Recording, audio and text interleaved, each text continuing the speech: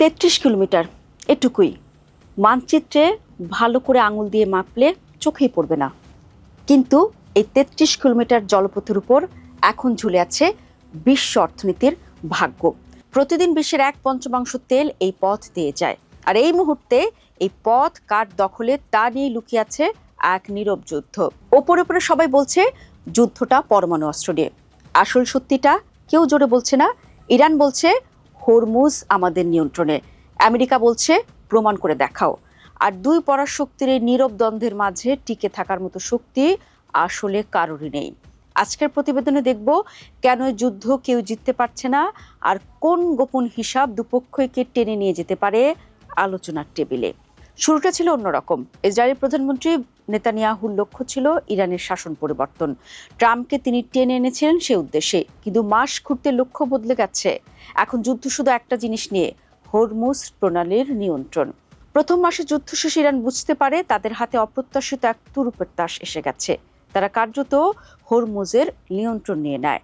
বিশ্বের সবচেয়ে গুরুত্বপূর্ণ জ্বালানি করিডোর এখন তাদের হাতে। তেলের দাম, আমেরিকার অর্থনীতি, এমনকি ওয়াশিংটনের রাজনৈতিক সিদ্ধান্ত পর্যন্ত প্রভাবিত করার সুযোগ। কয়েক দশকে ইরানের হাতে এত বড় কৌশলগত অস্ত্র আসেনি, আর এখন আমেরিকা মরিয়া হয়ে চেষ্টা করছে এই অস্ত্র কেড়ে নিতে। এই নতুন যুদ্ধের সূত্রপাত এক সমঝোতা স্মারক থেকে, ট্রাম্প আর ইরানের প্রেসিডেন্ট পেজিশকিয়ানের মধ্যে সই হওয়া।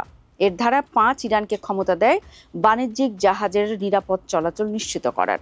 ইরান নিজেদের জলসীমার মধ্যে একটা শিপিং করিডোর ঘোষণা করে দেয়, কিন্তু মাত্র 3 দিন পর আমেরিকা সমর্থিত এক সংস্থা ঘোষণা দেয় জাহাজগুলো দক্ষিণ রুট দিয়ে মার্কিন নির্দেশনায় চলবে।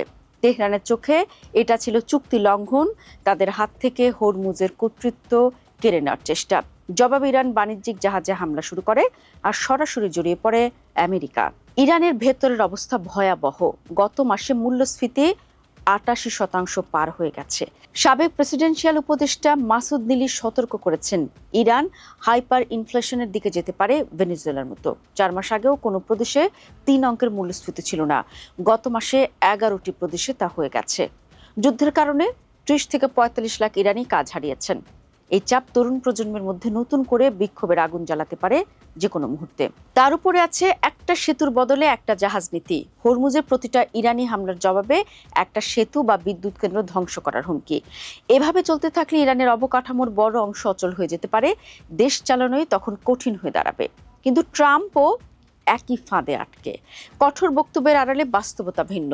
ওয়াশিংটন পোস্টকে এক মার্কিন কর্মকর্তা জানিয়েছেন, তাদের হাতে পর্যাপ্ত এয়ার ডিফেন্স আর লং রেঞ্জ গোলাবারুদ নেই বিস্তৃত অভিযান চালানোর মতো। আরেক প্রতিবেদনে মার্কিন গোয়েন্দা মূল্যায়ন বলছে অভিযান ঠেকেছে অচলাবস্থায়। দেশের ভিতরেও চাপ বাড়ছে। মূল্যস্ফীতি ফেব্রুয়ারিতে ছিল 2.4%, মে মাসে 4.2%। চুক্তির পর জুনে নেমে আসে 3.5%। জনসমর্থনও কমছে।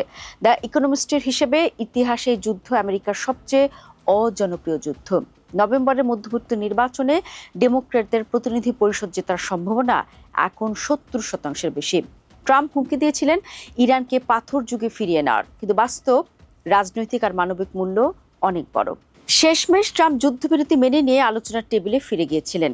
প্রমাণ হুমকির চেয়েও বাস্তবতার চাপ অনেক ভারী। তেহরান ভাবছে সময় তাদের পক্ষে, ওয়াশিংটন ভাবছে চাপ দিলে ইরান নত হবে। দুপক্ষই ভুল হিসাব কষছে। একটা দেশ ভাঙছে ভেতর থেকে, আরেকটা দেশ ক্লান্ত হচ্ছে বাইরে থেকে। আর মাঝখানে পড়ে আছে 33 কিলোমিটারের একটা জলপথ, যেটার উপর নির্ভর করছে গোটা বিশ্বের জ্বালানি ভবিষ্যৎ। ইতিহাস বারবার একই কথা বলে এসেছে, যুদ্ধ যখন অর্থনীতি আর জনগণের ধৈর্যের সীমা ছাড়িয়ে যায়, তখন বন্দুক নামিয়ে রাখতেই হয় টেবিলে বসার জন্য। হরমুজের গল্প কোন দিকে মোড় নেয়, সেটাই এখন শুধু সময়ের অপেক্ষা।